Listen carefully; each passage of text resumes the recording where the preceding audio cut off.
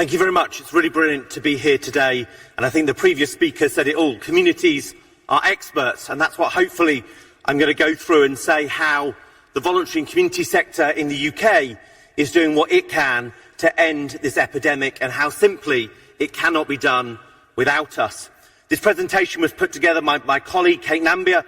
She sadly can't be with us. Her plane was delayed and her standby flight never took off. So I am doing this in her place. But she did this work in consultation with over 18 community organisations in the UK, bringing together different experiences so that we could tell our story as one sector on how we in the UK are seeking to end the onward transmission of HIV. So what does it mean for us in the UK? What have we still got to do, and what will it look like? Fundamentally, we've got to find those who are living with undiagnosed HIV. We've got to support those who are diagnosed into care and ensure they retain in care and fight that stigma. So what does that mean? 5,150 people across the UK are living with HIV but don't know it yet. We have a goal to get an 80% reduction from the 2019 figures. We are not due to meet them by the target of 2025. We need, as a country, to work harder. 14,000 people in England, 950 people in Scotland, an unknown number in Wales and Northern Ireland are living with HIV, know about it, but are detached from HIV services and are not accessing their medication. This number is going in the wrong, not right direction. We cannot end this epidemic if we don't put people living with HIV at its heart. And in the UK, 2/3 of people say they wouldn't kiss somebody living with HIV, a real embodiment of how stigma persists in our society. We will smash that stigma and work together to end it, so we end the epidemic and the onward transmission of HIV while fighting the stigma for those who live with HIV together. So are community organisations the key to reaching zero? You'll be shocked to hear I think yes. Here is why and how. We bring something unique to the table, as the previous speaker said. There's few problems that we can't solve. We can see those problems earlier than others. And we bring the diverse lived experience of people living with this virus to the centre of our conversations. If organisations and countries are serious about ending the onward transmission of HIV and doing it by 2030, these 5 strands should be brought together in national strategies to support the voluntary and community sector. So what do we do at our best? We centre service users in the HIV response. We are working with, constantly, the HIV community. We are more accessible, open and involved. We focus on the social determinants of health. We lead on innovation. We challenge the system and wider society, as we have just seen on this stage. And we relentlessly focus on health inequalities and the intersectionalities in our societies. These are all key to ending new cases of HIV. And time and again, we've seen the voluntary and community sector are the only ones consistently bringing all 5. So what does this mean? Centring service users in the HIV response is not new, and it's something that the voluntary and community sector and people living with HIV themselves have brought since those Denver principles in 1983. That demand that we are partners in people's care and that people living with HIV are listened to about how they experience their lives. It was radical then, and it's just as radical now. Voluntary and community organisations bring that voice to decision makers, funders, governments, grant makers, pharma, fast-track city initiatives across the globe. We are best at co-production, co-design, and we are the conduits for statutory services speaking with those service users. Your support for us means we can do more of that, but we will always have it at our core. Secondly, focusing on those social determinants of health. We know that seeing your doctor and taking your medicine is often the smallest factor in how healthy you are as an individual. Who is it in the system that focuses on the 80% of your healthcare that isn't about the appointment and isn't about the pill? That is where the charities come in, where the voluntary community sector and people living with HIV organise together. But we often do that 80% of the work on just 10% of the money.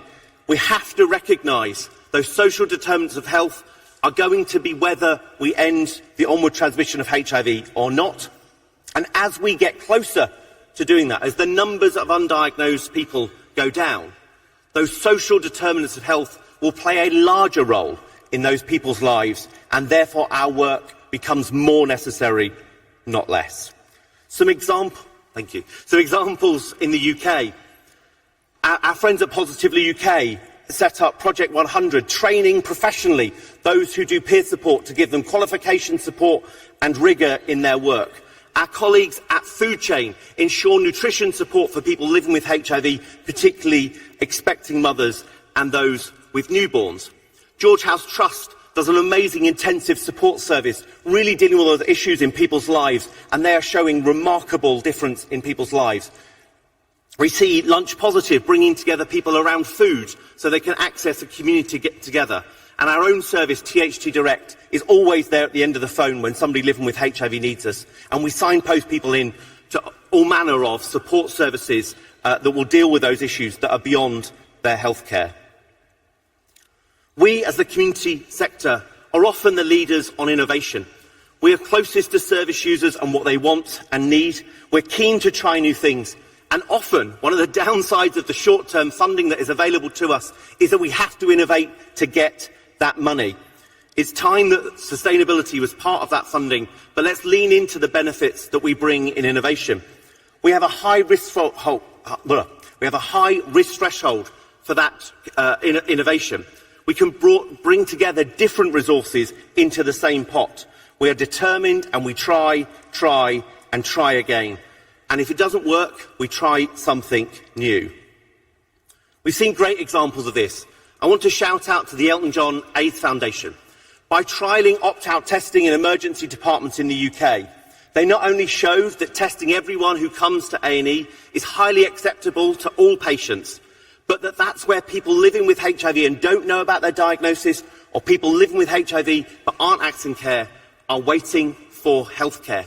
And often they were being treated for the other issues associated with undiagnosed HIV, but people weren't seeing the undiagnosed HIV in their system. Their innovation in just 3 hospitals has led to government funding and it being rolled out currently in 32 and from later this year, 81 hospitals around the country. They were prepared to take that huge risk and show the system what we've known for a long time and been calling for, but show how it works, is effective and makes it happen. Our friends at Positive East have developed a chatbot on sexual health so that 24 hours a day there is somebody you can talk to about your sexual health fears. And my own charity piloted at-home postal testing so people had a point-of-care test. So you knew the result before the state did and you could know your HIV diagnosis and what to do with it. Fourth, we challenge the system and wider society. Voluntary organisations are unique in campaigning for a better world, and we do that better than anyone. We have great examples in the UK of people who've adopted outsider models like ACT UP, and those who do more insider models. We have an all-party group of parliamentarians who lobby for our issues and speak proudly about working towards our goals. We've seen this have immense impact in recent years. Deborah Gold is featured there, who's just recently finished as the chief exec of the National AIDS Trust. She put her whole organisation at risk to fight our government and the NHS to make sure that PrEP was available free on the NHS. She had to take them to court and risk everything to make sure that thousands of people across the country get access to that life-changing prevention. Our friends at Waverley Care pointed out that their own country, Scotland, was the only place in the UK that didn't have postal HIV testing, and they called for it to change, and it did. And my own organisation, with others, led the campaign so that people living with HIV were no longer excluded from joining our armed forces, and we've since had changes on being commercial pilots and getting rid of antiquated laws on, quote, driving with AIDS. Fifth, we relentlessly focus on those inequalities and intersectionalities in our society.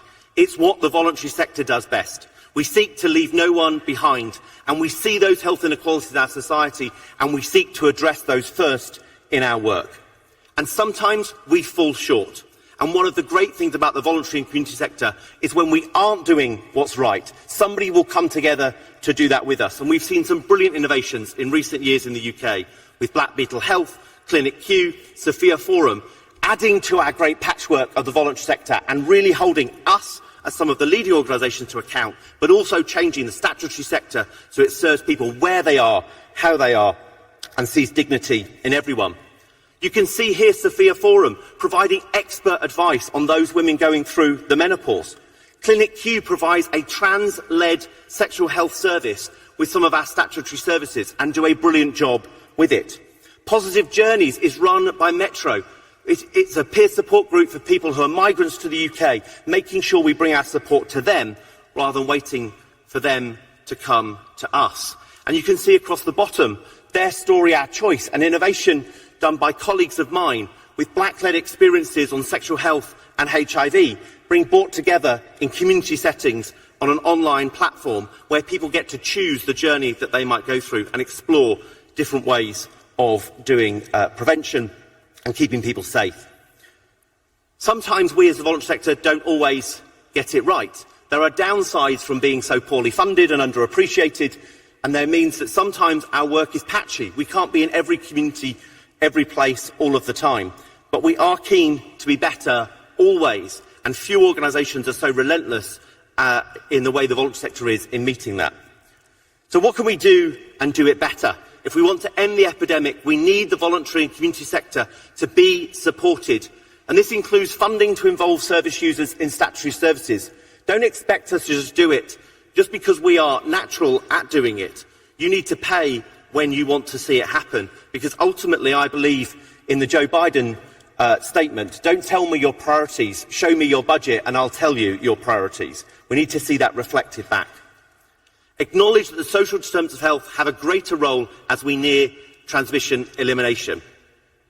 Support scaling, not stealing, of successful innovations. We piloted online testing and then very quickly a commission came out from the government and a private sector company was able to pick that up. There could be a better way forward. Champion the activists and credit their success, including while implementing. I talked about the opt-out testing that we've done in emergency departments, and it is brilliant that the system and our doctors take great credit for the work they're doing. But the money was got on the table because Elton John AIDS Foundation showed the way and the community sector came together and said, we demand that money. But the minute it's been spent, we've been forgotten in the equation. And I think that's really important that we could all lead those examples. You know, remembering Deborah Gold being prepared to put her organisation on the line so that we could have access to PrEP. Mean what you say on health inequalities and intersectionalities. Enable the voluntary sector to partner in your service. Bring the communities closer to what you do and make sure you're led by those who are most experiencing health inequalities. Finally, pay overheads and fund full cost recovery. Because we're cheaper and more efficient than the statutory sector doesn't mean we're free. You have to pay for what you value. So many charities in the UK, and this will be true across the UK, are folding or closing or getting smaller because of austerity, because of hyperinflation, because of statutory organisations not valuing our work, because prevention gets deprioritised. So in conclusion, no one group can end the onward transmission of HIV. But let's be clear, it cannot be done without the voluntary and community sector. Business as usual will not suffice. We are undervalued and underappreciated. And do you know what? We are underfunded. This must stop. So when you're creating your national plans, when you're putting into words that goal to end new cases by 2030, make sure the community and voluntary sector are there. We need support, capacity and the ability to meet our own strategies. But we are part of this amazing workforce in this sector. Whether people are paid in the voluntary and community sector or volunteer in the community sector, take us away and you cannot end this epidemic. We shouldn't be an afterthought. We must be integral. Thank you very much. Together we can end the onward transmission of HIV. And we should remember that not only can we do it by 2030, if we do it, it'll be the first time we stop the onward transmission of any virus without a vaccine and without a cure. We could do that together. Let's make sure we get on with the job. Thank you.